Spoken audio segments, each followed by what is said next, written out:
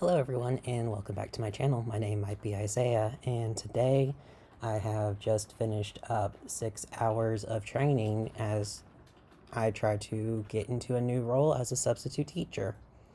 It's going to be pretty cool. I can choose the assignments I work on, that sort of thing. So if I'm having a bad mental health day or I have a big art event, hopefully one day soon, I won't have to be tied into things. And it'll also give me a chance to look into if I actually like teaching students or if I'm only good in like a workshop sort of program. But part of the 6 hours of training, in fact, literally half of it, 3 hours, was the mandated reporter training. Something that's required, and I've actually taken a few times in the past for stuff like when I was a job coach, or more recently, the workshop that I did at Teen Lounge. Because as a volunteer teacher, I became a mandated reporter. And as a substitute teacher, I'm going to be a mandated reporter. And since I knew today was Sin Day, so that today's video would have to do with Christianity and or the Bible in some way, that got me thinking about all the flaws that have come through the church, all the sexual misconduct. Like, we have the Catholic priests that it's now a joke that they molest little boys. I don't know how it's funny, but sure. Mormonism and Jehovah's Witnesses also have a lot of issues with sexual misconduct, especially Jehovah's Witnesses, because they require two witnesses to have any event taken seriously. And as we all know, if an older person is abusing a younger person, they're not usually doing it in front of a crowd. And of course, Christianity, Protestants in general, don't get any leeway from me, but the the the first three perpetrators in my head and collective knowledge is indeed Catholic Church, Jehovah's Witnesses, Mormons, that sort of thing. So those all that got pushed into a slurry in my head, and it reminded me of my intro to philosophy class that I took in college.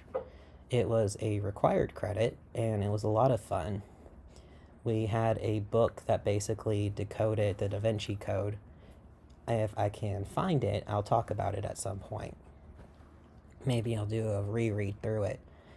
But one of the things that had always captured my attention, because I was taking this class on the way out of Christianity during the middle of my deconversion, was the conversation Socrates had with someone about where morality came from. And if you're not familiar with Socrates, there's this method called the Socratic method of teaching, where Socrates, he would ask a person questions and the person would answer. And the further they got into the conversation, the deeper and more complicated the questions became. You would be familiar with this if you've ever been around any 5 or 4-year-old. But this specific passage that I don't remember perfectly, and I didn't bother to look up beforehand because who does research? Not me. Never. Um, was basically Socrates was asking where morality came from. And the person replied, well, it came from the gods. And he's like, okay, well, how do the gods decide what's good? And they're like, well, they just kind of know because it's right. And it's like, so do they like things that are good because it is right, or do they like things that are right because it is good? And the passage, from what I remember, kind of peters off into something else. Because how do you answer that question? Nowadays, you have Christians looking at atheists and non-denominational people or generally spiritual people, and they're like, well, where do you can't have any morality outside of God. Because they believe in something called objective morality, like this is objectively good. And a lot of atheists and other people don't really believe in that anymore because they look at the Bible and they see how flawed it is. Like me, for instance, I can see all the acne scars on that babe. You may be old, but I can see them still. Acne scars, sunspots, the whole works. And me being me, I was thinking about this a lot, and I've come to the realization that humans don't really have to have an external cause of their morality. We're a social species. So, for however long we've been on this planet, we have been learning how to work together and figure out what works best for the common good. How do the most people survive while doing the least amount of work or getting in the least amount of danger? And that's created a sort of moral code. This moral code has then been attempted to be transcribed into various religions, be it Christianity, Judaism, Islam, Hinduism, Shintoism, anything. You can see this trend from ancient mythology to modern day cases where the basics are there. You shouldn't kill people for no reason. Don't steal. Take care of the poor. Take care of the elderly. Maintain sanitary requirements. Like a lot of the Old Testament things about like meat and everything, people speculate that it's because they were trying to avoid unclean meat because it would keep them from getting sick.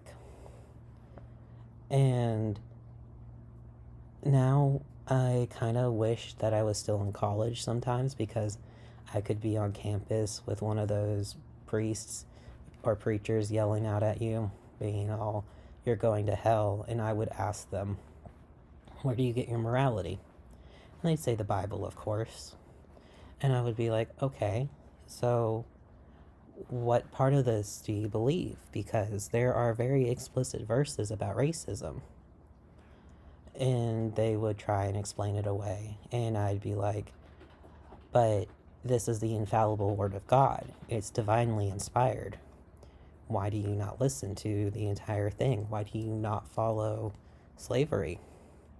And he'll probably say something about how it's from the Old Testament. And a lot of Christians will overlook some of the Old Testament rules and be like, "Well, Jesus fulfilled these, so we don't have to worry about them anymore." And then they'll be like, "But slavery's in the New Testament too." And they talk about it. There's a book, oh God, I can't even remember. It might have been Acts or Corinthians, or hell, maybe even Romans. But it's a letter to someone talking about his slave. And there's never any mention of freeing his slave. There's just how to treat your slave better, that sort of thing. And I would also ask him, "Well, what about LGBT folks? How do you feel about queer adults in relationships together?" And depending on his denomination, he may be for it or against it. And I would ask him, "Well, why do other churches not believe this?" And I would also ask him about history, because that's something that I don't even think pastors are taught much in church history, because we talk about this divinely inspired word of God and how it's infallible, and how as long as we follow that book, we're okay.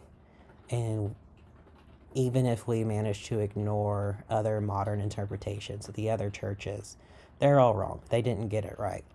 But our branch got it right. So let's follow back the branch. What's happening? Why did it change? We are derived from Puritans, but we're completely different from the Amish. Why does this keep changing? Like the Protestants, the Lutherans, they all come from Catholicism. So why does everything keep changing? Why do these beliefs keep evolving?